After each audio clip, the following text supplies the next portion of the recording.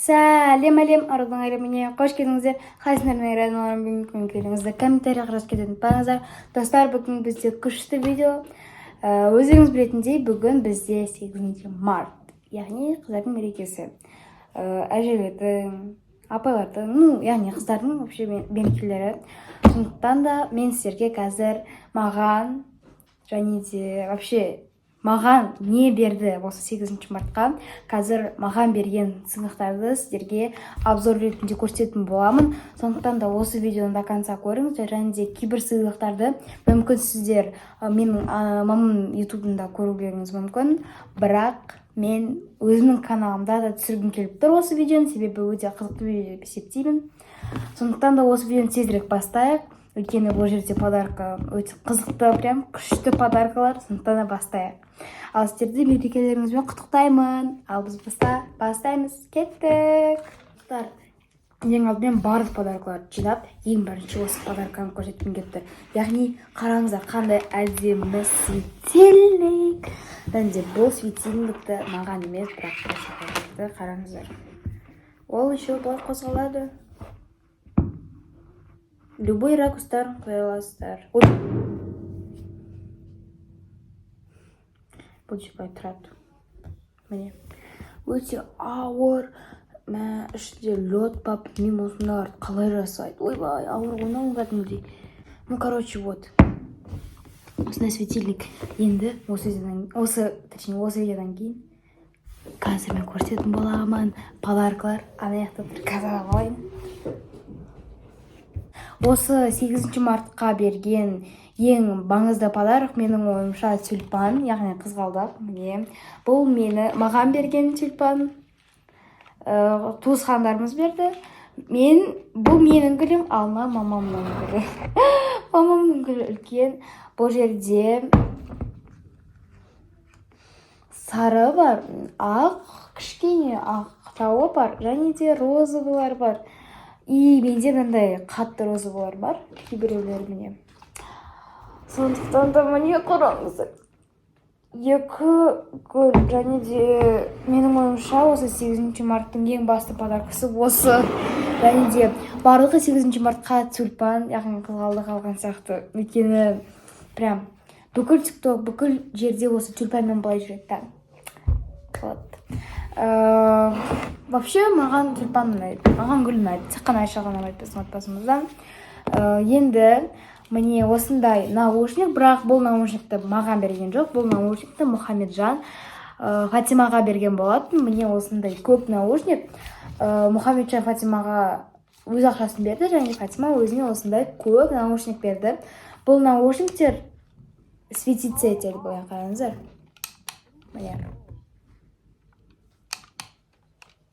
Осылай светиться етеді.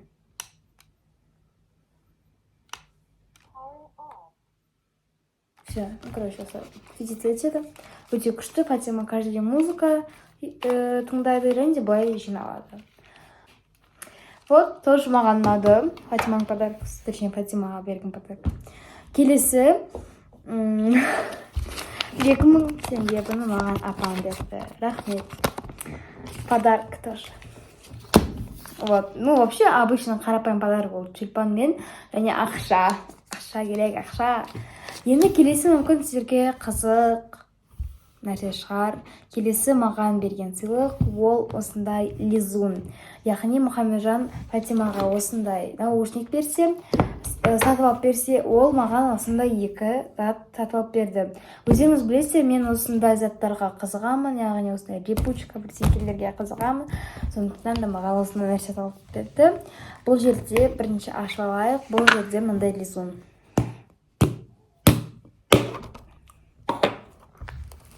Мен ондай лизун. Мен уже 100 рет оны тастадым. И вообще маған ұнады.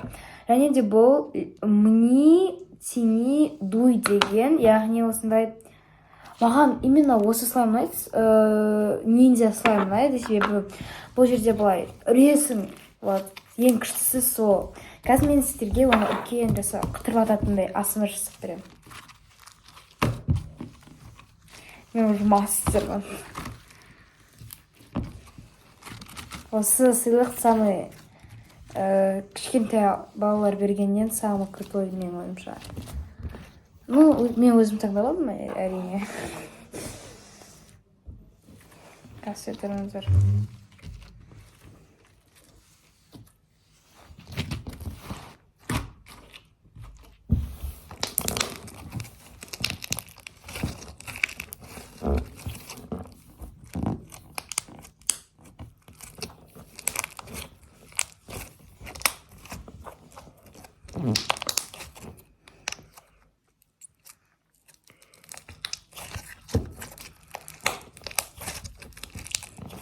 Все.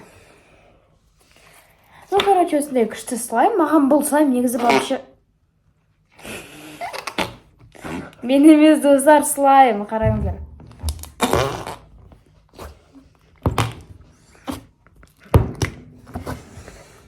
Ну, вот это да.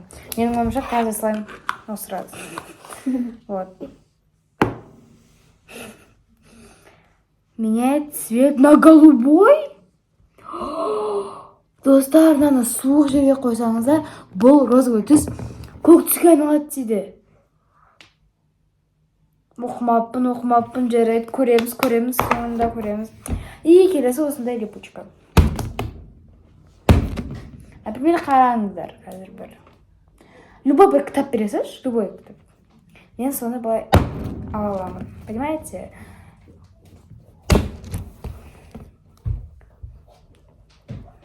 И мысалы на дүние жүзі.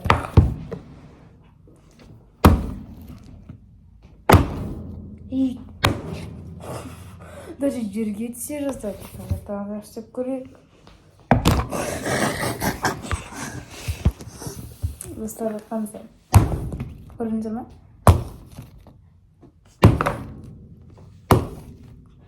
Даже былай ұстамадым. Но бірақ қолмен байлай салған лучше.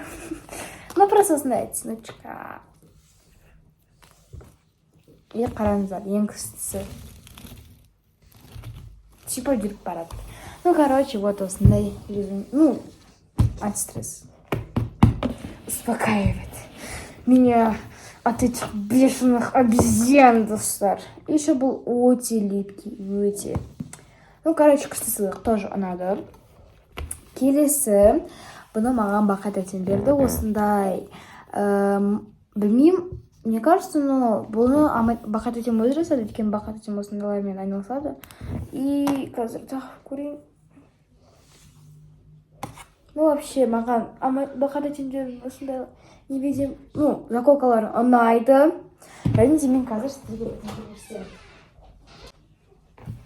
Міне, бұл невидимканы да маған Бақат әтем берген, және де бір қызылы болған. Қызылы ол менің сумкамда, короче. Ну, короче, Бақат әтем маған осындай күшті невидимкалар береді. Маған осындай невидимка ұнайды қатты прям. Өйткені менде челка өздеріңіз білесіздер, мынандай. Сондықтан да маған осындай сабаққа, чтобы не мешало и каратеге, осындай шашым болады. Невидимкалар керек. Маған ұнайды вообще. Прям қатты ұнайды, әдемі. Еще Фатимаға, кстати, осындайлар берді. Енді маған мамам берген сыйлық. Осында маған, особенно мамам сыйлығы мынандай ұнайды.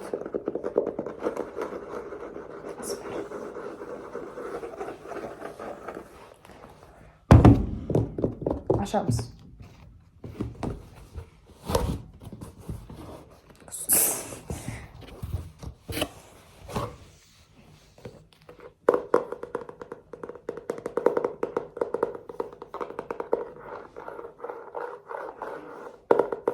Не істеп кеттім мен.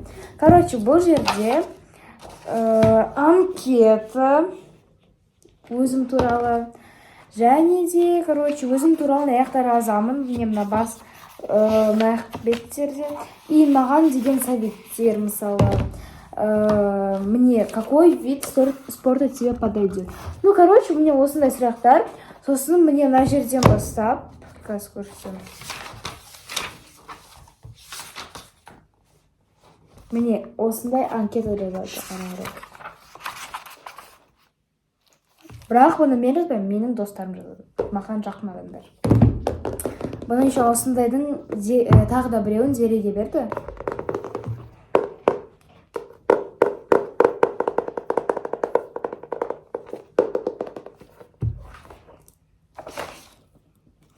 Прям күшті.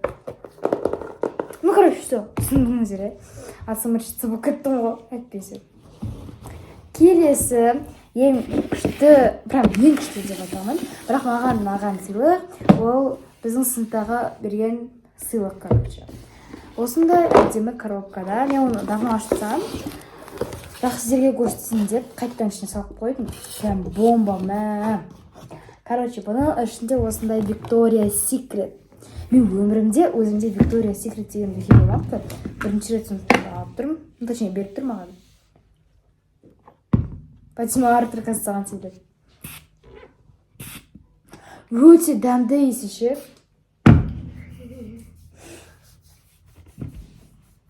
Андай сладкий. Я не знаю, какой вкус, но Violet, Twist, Pink, Guava, Блин, қай. Короче, мен мынандай. Білмеймін, қандай түр екенін. Әйтеуір Victoria's Secret. Білмеймін, фейк шығар, оригинал шығар, білмеймін бірақ. Қандай екенін, бірақ маған ұнады реально. Ой, Фатима қашы. Yes. Исінай. Келесі бізде осындай екі маска. Және де бұл бірінші маска осындай обычный, да? Бірақ кішкентай ойма. Осындай кішкентай упаковкада маған қатынады. Вот. И екінші маска бізде... Маска, я? Екінші маска бізде необычный, қараңыздар. Екі бөлек. Үсті жағы бөлек, асты жағы бөлек. Яғни мен бірінші үсті жағыма жасаймын, сосын асты жағыма жасаймын. Вот түсіндіңіздер, екі бөлек қой, екі бөлек. И бір мынау мойка дейді, мынау пайнапл дейді. Мынау жануар дейді, мынау пайнапл. Странно. Вот. Келесі осындай бомбочка. Бурлящий шар для ванны. Бұл менде грейпфрут. Осындай желтый. Вообще скоро жасаймын, өзім жатып.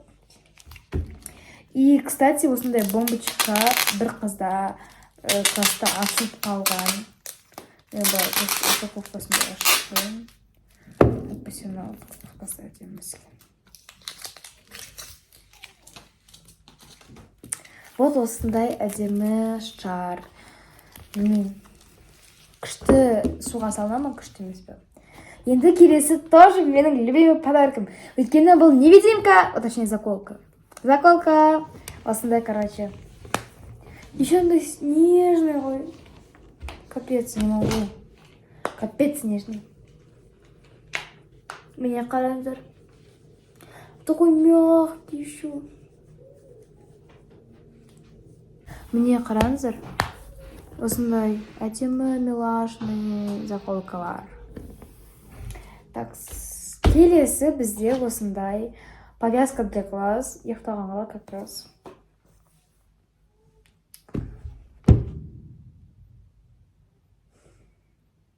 Ұйықтап қалсаң нормально ма? Пандамен? Нормально шығар әйтеуір. Ұйықтап қалып жүрдім ғой. Еще бірақ бұның бір жаманы мынандай бұқабасы түсе береткен. Мынандай. Ну вот. Келесі ең соңғы подарок көрсеткенде. Осындай крем, короче. Еще был крем, понимаете, очень вкусно пахнет. Мама. Прям вкус такой божественный.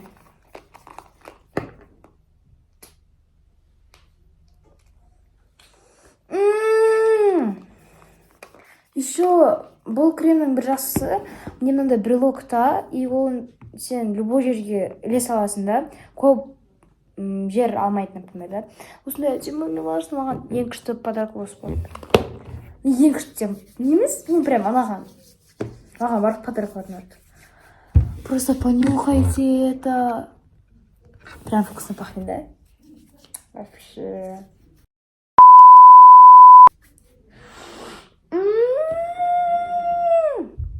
Капец, очень вкусно пахнет. прям еще бұл қолға арналған, еще брелок.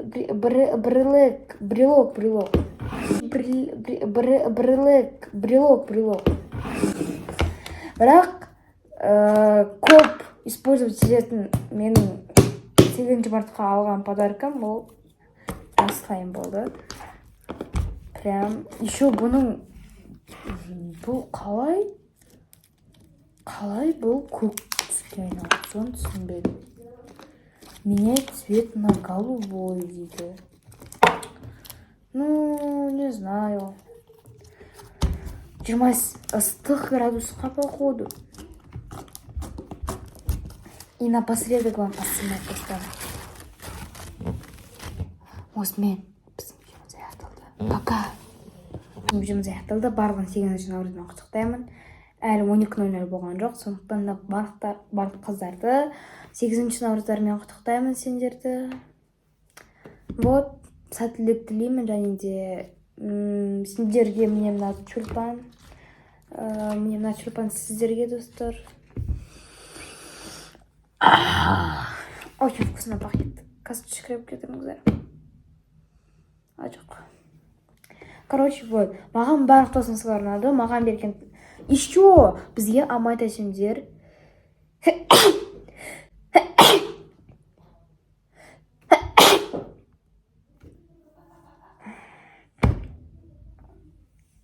Еще бізге амай тәтемдер клубника в шоколаде берді, бірақ біз оны жеп тастадық. Вот, тез бітіп қалды. Прям бірақ күшті дәмді болды ше, прям. Там ұстай шай ішіп пысады. Вот, өзіміздің видеомыз аяқталды. Осы жерден көргендеріңізге көп рахмет, мен сіздерді қатты жақсы көремін. Ал осының көк түске айналатыны және тексеретінімізді менің YouTube шортысымнан көретін боласыздар. Сондықтан да осы видеоны, точнее, менің видеоларымды өткізбей қарай беріңіздер. Осы біздің видеомыз аяқталды. Лайк пен подписканы ұмытпаңыздар. Ол болса қош сау болыңыздар.